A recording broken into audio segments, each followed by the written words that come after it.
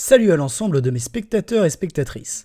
Avant que cette vidéo ne débute, je voudrais faire un petit coup de publicité gratuite à Little Mad Painting. Je précise que ce n'est pas une vidéo sponsorisée ou un partenariat. Je me suis enfin lancé dans la grande aventure du jeu de plateau Warhammer 40 000 en V10 grâce au service de peinture proposé par cet artiste. Elle m'a fait mon armée Blood Angel complète de plus de 3000 points sur un standard Tabletop Plus avec des dessins à main levée et personnalisés d'une grande qualité. Elle est vraiment à l'écoute de vos envies, de vos projets, elle propose à mon sens des tarifs difficilement battables et en plus de ça, elle travaille vraiment efficacement. Si vous êtes comme moi et que la peinture ce n'est pas votre fort, je ne peux que vous recommander d'aller jeter un œil sur son site internet et son Instagram. Les liens sont en description de cette vidéo. Et maintenant, le scénario.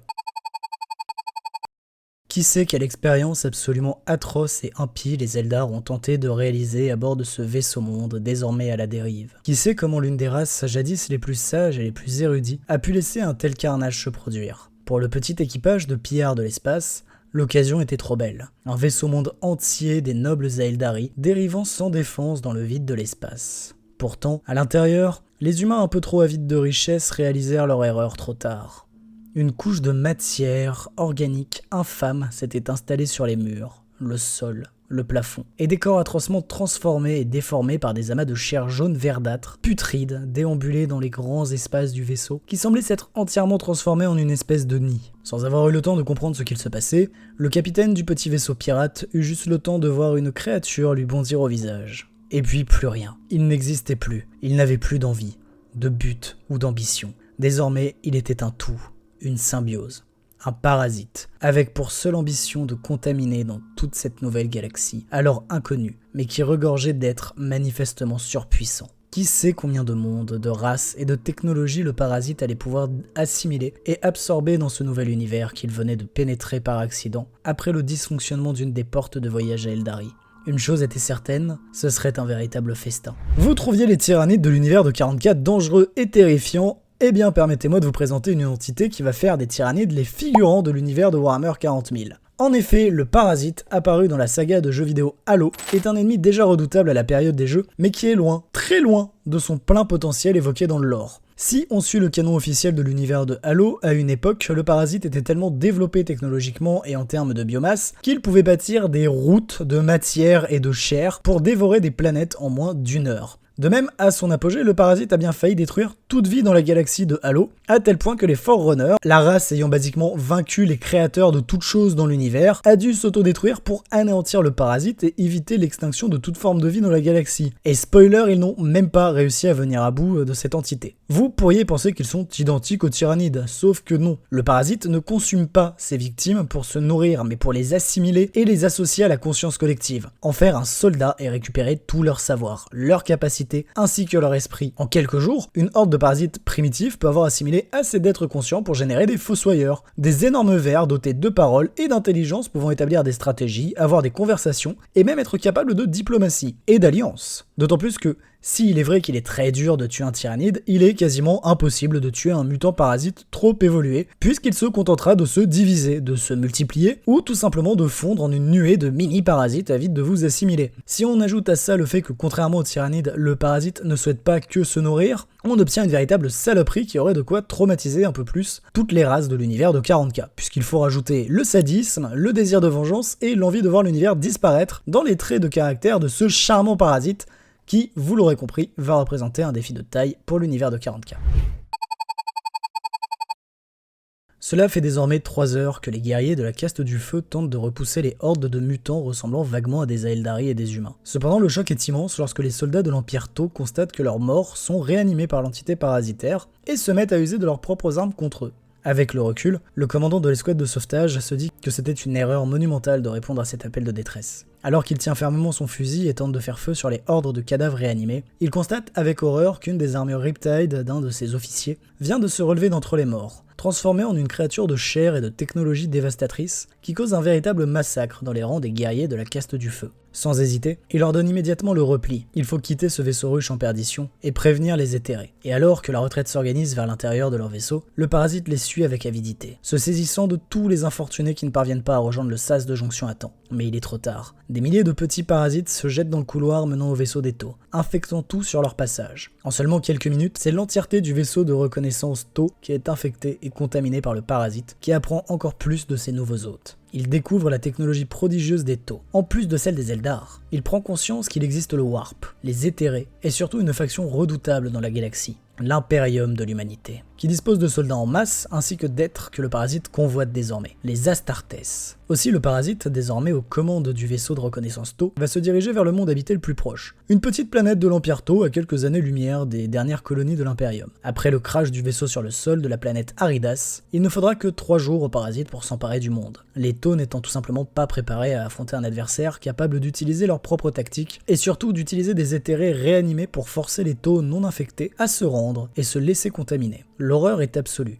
La souffrance atroce pour ceux qui sont infectés et qui sentent leur être disparaître dans la douleur au profit de la pensée unique du parasite. Très vite, Aridas devient la première planète servant de nid aux parasites, et les fossoyeurs se forment en masse pour diriger les légions de mutants et de parasites, prêts à se jeter sur le reste de la galaxie. Très vite, le vaisseau monde Eldar, précédemment infecté, rejoint également la planète Aridas, pour embarquer à son bord une véritable armée de créatures infectées, animaux, Tau, Eldar ou encore humains. Le parasite ne manque pas de sujets d'études et commence déjà à tisser et créer de titanesques vaisseaux vivants et parasitaires pour partir à la conquête des étoiles. Après 5 jours de préparation, les premiers vaisseaux du parasite partent en direction du monde ruge de Talanos III, une colonie humaine de l'Imperium qui servira parfaitement les intérêts du parasite. C'est ainsi que les premiers vaisseaux s'élancent dans le vide sidéral. Pour l'heure, la conscience collective ne connaît que l'existence du Warp, mais n'a pas encore compris les moyens de l'utiliser. Cependant, il le sait par son assimilation des Eldar, que le Warp renferme des créatures monstrueuses et dangereuses. Des créatures qu'il n'est pas sûr de pouvoir assimiler ou asservir. Mais pour l'heure, ça n'a pas d'importance. Le ciel de Talanos III s'est obscurci soudainement. Des centaines de vaisseaux organiques sont en approche, et la petite flotte de défense du monde ruche n'a rien pu faire pour les arrêter. Désormais, le parasite possède 5 croiseurs de l'Imperium dans ses rangs, ainsi que leur équipage, des êtres humains dont il va tirer un précieux savoir. En particulier, le savoir des navigateurs infectés, le moyen de voyager dans le Warp, et la technologie permettant de le faire. Mais pour l'heure, il est temps de déverser des hordes de créatures terrifiantes sur le sol de Talanos III. Sur Pallas, la garde impériale réalise avec horreur qu'ils font face à une menace encore inconnue. Immédiatement, plusieurs signaux de détresse vers l'Imperium sont envoyés. Sur place, le général chargé de la défense planétaire tente de comprendre les méthodes de l'ennemi, qui ne ressemblent à rien de ce qu'il connaît. Un mélange de tactiques Eldar, Tau et même humaines. Plusieurs lignes de défense sont déjà tombées, et des régiments entiers de la garde impériale sont désormais au service du parasite. Pensant que la situation ne pouvait être pire, le général va rapidement réviser son jugement lorsqu'une violente explosion secoue l'entièreté de son poste de commandement. Le parasite s'est emparé de l'artillerie basilisque ainsi que de plusieurs tanks redoutables de l'Astra Militarum. De plus, les technoprêtres s'affolent, car ils perçoivent que les esprits de la machine sont pervertis, transformés. En effet, le parasite ayant absorbé des membres du Mechanicus et des Tau, il a pu comprendre la technologie de l'Imperium, et trouver comment la faire évoluer, la modifier et la soumettre à sa volonté.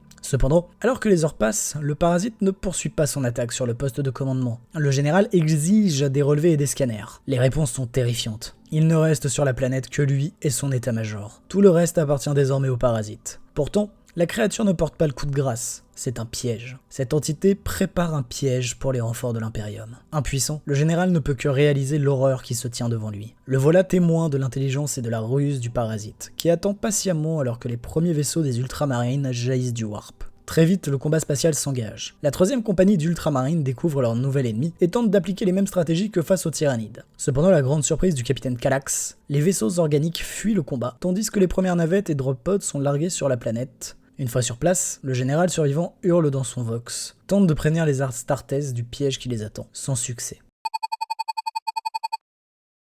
Dans l'atmosphère de Talanos III, les premiers vaisseaux ruches tyrannides commencent à apparaître. Cependant, à l'étonnement de l'esprit de ruche, qui s'attendait à un véritable festin, la planète semble parfaitement désertique, bien qu'une forme de vie à peine perceptible semble pouvoir se faire sentir. Agissant par son appétit vorace, l'imposante flotte ruche relâche ses colonnes de matière organique et déverse ses nuées de créatures affamées à la surface. Ces dernières commençant à dévorer la flore locane encore intacte. Et tandis que les éclaireurs tyrannides s'éloignent du groupe principal, ils sont embusqués par une menace tapie dans l'ombre. La ruche vient subitement de perdre le contrôle et le contact avec un groupe entier de ses éclaireurs envoyés à la surface. Puis soudainement un cri atroce résonne en elle, comme si quelque chose la mutilait de l'intérieur. En s'étant emparé d'un tyran des ruches, le parasite s'est également emparé d'un relais direct menant à l'esprit de la ruche tyrannide. Une connexion lui permettant de prendre le contrôle de centaines, si ce n'est de milliers, de tyrannides et d'absorber de nouveaux soldats pour son armée grandissante. La masse organique de la flotte ruche viendra bientôt s'ajouter à celle déjà collectée par le parasite, qui, via son assimilation des ultramarines, convoite désormais un nouvel objectif, l'empereur de l'humanité. Un être aussi puissant qu'une fois assimilé au sein du parasite, il le rendrait instoppable. L'ambition de cet être abject et hideux grandit, ses aspirations également. Il comprend qu'il n'est pas obligé de se cantonner à une galaxie. Les connaissances à Eldari qui l'ont mené ici, de force, peuvent également lui permettre d'aller dévorer et anéantir toute vie individuelle dans l'univers, voire dans tous les univers. Mais cette entité, désormais dotée d'ambition et de désir, va bientôt se retrouver confrontée à sa plus grande épreuve. Car par-delà les étoiles, ce sont les primarques Rebooté Gilman et Lionel Johnson, avec l'entièreté de leur chapitre descendant, qui s'apprêtent à mener une croisade dévastatrice contre le parasite et ses forces. Une croisade qui décidera du sort de cette galaxie et de l'univers tout entier.